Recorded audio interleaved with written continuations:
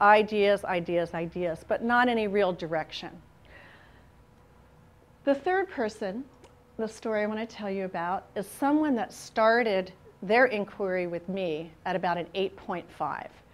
A lot of my clients are people who have already done something that they love, so they understand the feeling, the lights on, passionate energy feeling that we were talking about. They understand that because they've felt it before, they lose it, and they don't know how to get back. So his name is Michael Toms, and I'm going to use his real name because he's a public figure. And he is the co-founder of the acclaimed NPR series, New Dimensions. And in Michael Toms' 33 years of interviewing on a weekly basis, he has probably sat with some of the greatest minds and leaders of our time. He picked that job and he loves it. He has interviewed people from Joseph Campbell to Jimmy Carter, from Maya Angelou to Jane Goodall to everybody you can think of. So his life was good. Life was good over here. But he said, when I was coaching with him, I coached his team, he said, I want to take my life from an 8.5 to a 10. And so my question as a coach, it's obvious. What's the question? What's it going to take to go from an 8.5 to a 10? What is it? What is going to give you the extra oomph and that extra passion? Well, as it turned out, he had a deep desire, a burning desire, to interview the Dalai Lama. Well, this was 9 years ago. This was before the Dalai Lama wrote his book. This was before he was allowing personal interviews. As a matter of fact, there were a lot of layers between him and Western America at that time. So Michael did what I'm going to now lead you to, the first process of, remember I said there were 2 key questions and 4 action steps. So let me take you through the 4 action steps. So Michael realized he was at a choice point, even if it was over here, that the decisions that he made would alter the course of his experience for the rest of his life. And it did. It stepped his interviewing to a whole different level. He made a decision to go for what lit him up. He was thrilled at the idea that he would actually be able to be in the space of the Dalai Lama. And what he did then was he created an intention about it. So he got choice point, head in the directions of his lights, and created an intention. The intention was a 1-sentence intention. So they don't have to be, big and scary or difficult to do. His intention was, I want to interview the Dalai Lama. It was that simple, and he wrote it down. So he got out of his head and put it on a piece of paper. This is a clue for all of you. The second thing he did was he put his attention on it. And the way that he did that was he decided to create a visual representation of that. So literally on a piece of paper, he glued a picture of the palace at Dharamsala, a picture of the Dalai Lama, and the New Dimensions radio logo. Very simple. Took him a minute, probably. So he created his intention, he shifted his attention, and then he went into action. That's going to be your third step. So intention, attention, and action. Intentional action. Remember over here I've said accidental?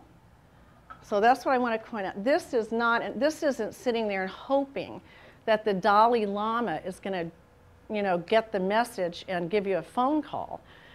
He went from accidental to intentional, but so many people, I heard laughter on that, and that's true, but so many of us feel that we're just going to figure out what we want to do, and that just by some miracle, it's going to pop out of the, into the universe and into our hands. Well, the way that peak performers do it is they create an intention. So he wrote it down, he made a visual, he switched his attention, he went into action. And what did he do when he went into action?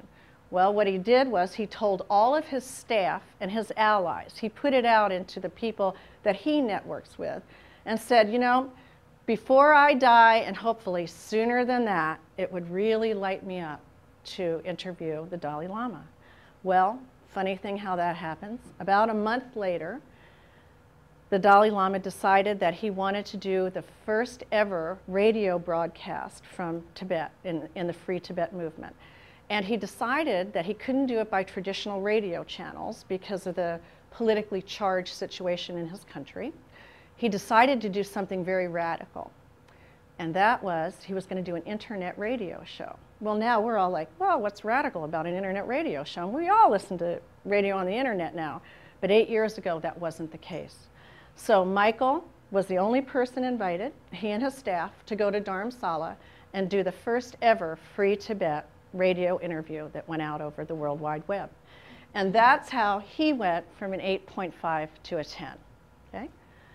So, thinking of this and using this energy system model, if you can think when you're at choice points in your life, if you can bring back this image into your mind of the energy meter and just think to yourself, where am I on this? Try to position yourself and then feel if you can feel the heart connection in your body. Feel if you can feel that radiance. And for some people, it almost feels like heat. They'll even feel warmer in it. That's one clue if you're wondering. And so use this energy meter guidance system to think about how it is that you could begin to get the things that you want in your life. Live a life of passion, be clear, and move through your life that way.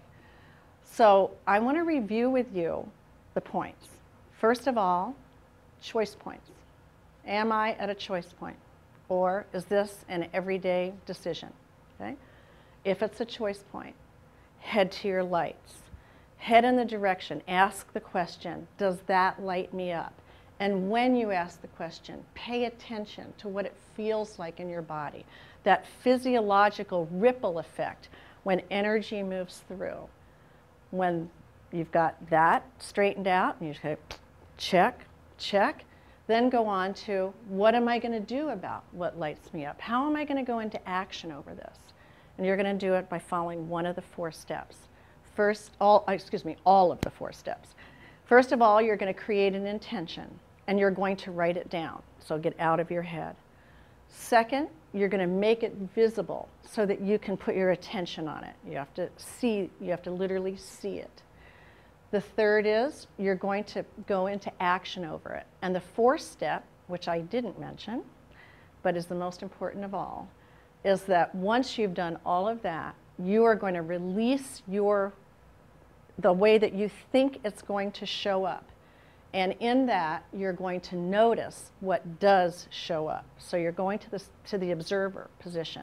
This is very, very different in our culture because our culture says we will things to happen. And I find in the world of energy and energy coaching that when we remove our willfulness out of it, that is when the true energetic choices show up. So let me tell you about that 4th point and how that worked in each one of the stories. When Tyler went through all of the steps, figured out what lit him up, sold his half of the family business, started to get the income, and began to vision that yoga might be in his future, he literally let go of the outcome. And what happened was he got a phone call. That's how synchronicity, you know, opportunity knocks on your door, synchronicity knocks. And what happened was he just got a phone call and it said, we got some property over here in Hawaii. So by releasing the outcome, he was able to see that show up. In my story, I released the outcome that I was stuck at 28 years and I would just stay doing that for the rest of my life, even though I didn't want to retire. And in opening the door and heading to learning, so much has happened, things I never envisioned. And for Michael Toms, the same thing happened. When he went to his lights and released how it was going to happen, is what allowed the opening for the phone to ring and for the people that he needed to show up. So I want to thank you all for listening, and I just want to tell you what a pleasure it is to look out and see all of your lights on.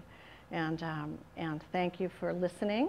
And you've got your 2 key questions and your 4 steps.